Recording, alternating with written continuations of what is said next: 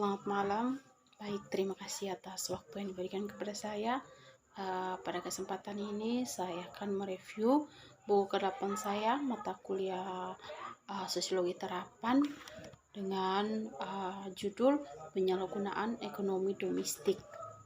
Baik, langsung saja bab 1.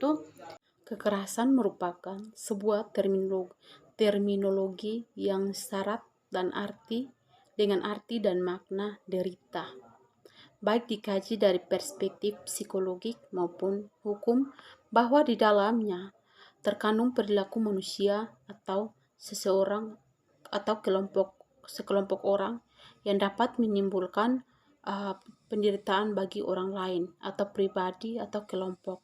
Dari pandangan demikian, tampaknya perumusan tindak kekerasan sangat terkait dengan tingkah laku manusia yang bersifat kejam dan tidak manusiawi. Namun tidak jelas apakah perumusan itu juga menampung aspirasi kaum minoritas atau perempuan dan anak yang selama ini rentan terhadap kekerasan. Satu, itu tentang penyalahgunaan ekonomi domestik, kekerasan keluarga di Australia.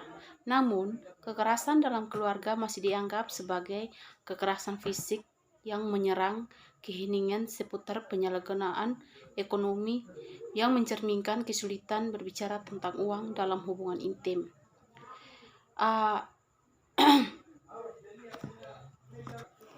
Masalah kekuasaan dan kontrol terkait erat dengan negosiasi keseimbangan antara ketergantungan dan kemandirian.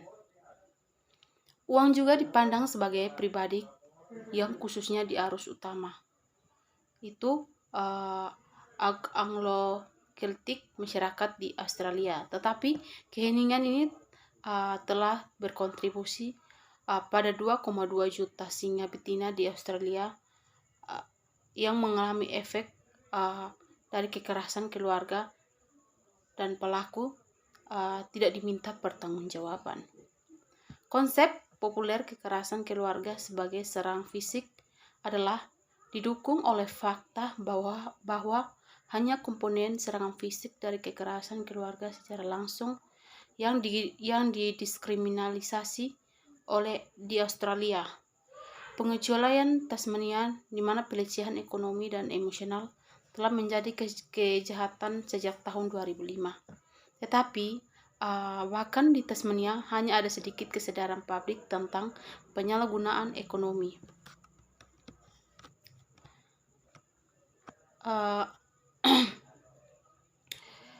Menurut Kerine Barwick yang telah menuntut kekerasan keluarga kasus Lynch di Tasmania, mencatat bahwa seorang wanita akan melaporkan pelecehan hanya jika ada serangan fisik.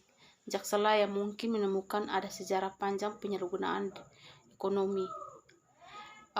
Itu yang pertama. Yang berikutnya itu tentang kontrol koersif adalah pusat kekerasan keluarga. Kontrol koersif adalah pusat dari sebagian besar penyalahgunaan ekonomi serta dimensi lain dari kekerasan keluarga. Pola perilaku gender dirancang untuk menjebak seorang wanita melalui isolasi, ketakutan, dan intimidasi untuk mengambil kebebasan dan hak asasi manusia. Konsep kontrol koersif telah mendapatkan banyak perhatian dari media di sekitarnya. Di Australia pada tahun 2020 dan pada tahun 2021, pada bulan Februari 2020, Hannah Clarke dan ketiga anaknya dibakar sampai mati oleh suaminya yang terasing. Hannah Clarke tidak diserang secara fisik tetapi menderita kontrol paksaan selama pernikahannya. Hal ini telah memicu seruan untuk kejahatan kontrol koersif pada tahun 2020. Ini adalah konsep baru bagi sebagian besar orang. Tidak wanita yang kisahnya diceritakan dalam buku ini berbicara tentang pengalaman mereka pada tahun 2016 dan 2017 dalam hal pengendalian koersif. Menurut Evan Tart, penulis yang paling berpengaruh pada kontrol koersif, menggambarkan kekerasan keluarga sebagai pola perilaku yang jahat Ini bukan episode satu kali di mana seseorang kehilangan kendali, tapi ini terus-menerus dan rutin, sebuah pemikiran pola perilaku dengan maksud strategis. Dia berpendapat bahwa paksaan troll digunakan untuk menyakiti dan mengintimidasi korban atau pemaksaan, dan dirancang untuk mengisolasi dan mengatur mereka. Dia mendefinisikan taktik kontrol koersif sebagai gender. Mereka termasuk bentuk-bentuk pembatasan dan pemantauan dan atau pengaturan kegiatan sehari-hari yang bisa dilakukan, terutama yang berhubungan dengan makan dan peran default perempuan sebagai ibu rumah tangga dan seks mitraul, dan menjalankan keseluruhan dari akses mereka ke uang. Yang berikut, kontrol koersif adalah strategi yang digunakan laki-laki untuk mempertahankan hak mereka. Pria yang mengisolasinya dengan keluarga dan teman-teman, sehingga pada waktunya dia hanya bisa melihat versinya tentang dirinya. Dia mulai merasa kekerasannya, bahwa dia telah membawa kekerasan. Kontrol koersif adalah narasi perilaku di mana waktu ke waktu ia memiliki 3 ambang batas. Tahap pertama, dandanan terdiri dari bicaran, ketakutan, pelecehan emosional, dan isolasi. Yang kedua, perilaku memaksa. Ini melibatkan tuntunan yang meluas, ancaman yang kredibel, dan pengawasan. Yang ketiga, respon korban di mana ada ketakutan, ketidakstabilan, rasa kontrol pribadi, dan perubahan kepribadian yang sulit dipahami. Menurut Cassandra Wiener, ia membahas tentang kriminalisasi kontrol koersif yang dating berlaku di Inggris dan Wales pada bulan Desember 2015. Menulis tentang polisi wanita yang menyelidiki pemerkosaan dalam rumah tangga yang mendengar wanita itu memberitahunya tentang cerita pelecehan. Melihat mangkuk anjing di lantai, polisi wanita bertanya kepada wanita itu mengapa ia memiliki mangkuk anjing ketika dia tidak memiliki anjing. Wanita itu memberitahunya bahwa di sanalah dia makan malam jika dia tidak, alternatif lebih buruk. Kisah-kisah wanita menunjukkan bahwa kontrol atas ponsel, komunikasi, putar internet, dan mobil semakin menjadi bagian dari seorang pria mengisolasi, memantau, dan menjadikan seorang wanita. Teknologi yang umumnya dilihat sebagai cara untuk menghubungkan menjadi difasilitasi oleh teknologi kekerasan dalam keluarga. Yang kedua itu gender dan moralitas uang lintas budaya. Kisah-kisah perempuan menunjukkan sifat pelecehan dan pemaksaan ekonomi kontrol adalah sama lintas budaya dan generasi. Dampak ekonomi penyalahgunaan ekonomi selalu menghancurkan, tetapi media menyalahgunakan ekonomi dengan versi yang berbeda. Beberapa perempuan mengalami kekerasan ekonomi melalui penyalahgunaan dari rekening bersama, yang lain melalui rekening terpisah, atau sementara tidak ada akun sama sekali.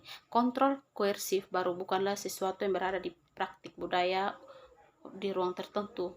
Bagi sebagian wanita, pelakunya adalah suami. Untuk yang lain, wanita yang tinggal bersama atau keluarga besar. Yang berikut, penyalahgunaan ekonomi dan moralitas uang yang saling bertentangan. Suaminya kembali ke Australia pada Desember 2007. Saat itu, Ekta bekerja di bank dan di akhir pekan bekerja di college. Dia senang dengan kepulangan suaminya, tetapi tidak seperti yang dialami yang dibayangkan. Ada perkelahian antara hari di mana mengabaikannya dan putri mereka.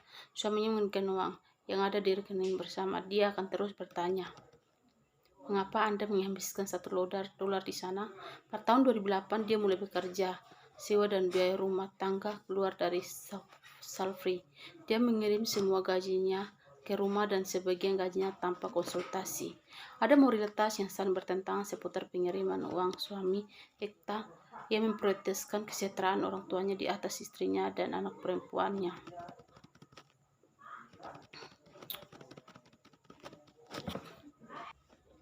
Ekta mengatakan bahwa orang tuanya hidup seperti maharaja saat di Australia. Ekta bekerja keras dan berjuang. Orang tuanya juga ingin mas kawin, meskipun Ekta telah menjelaskan ketika mereka menikah tidak akan ada mahar. Dia terus berpikir keluarganya mempengaruhi dia. Dia mengatakan untuk uang bukanlah masalah dalam kehidupan pernikahannya. Jika dia menjaga putrinya, dia akan senang. Tetapi ketika tidak ada apa-apa bekerja, maka uang juga menjadi masalah. Itu bukan hanya kontrol uang, tetapi kontrol perawatan dan moralitas yang membuat kontrol paksa. Kita berlinang air mata sebagian besar waktu menceritakan kebaikan pekerjaannya, teman bosnya di bank dan kolej selama ini. Baik, itulah hasil review dari buku 8 yang membahas tentang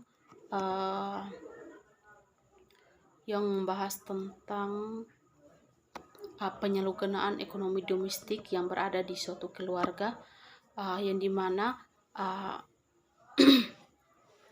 suatu keluarga yang dimana terjadi kekerasan keluarga dalam rumah tangga karena adanya penyalahgunaan uang.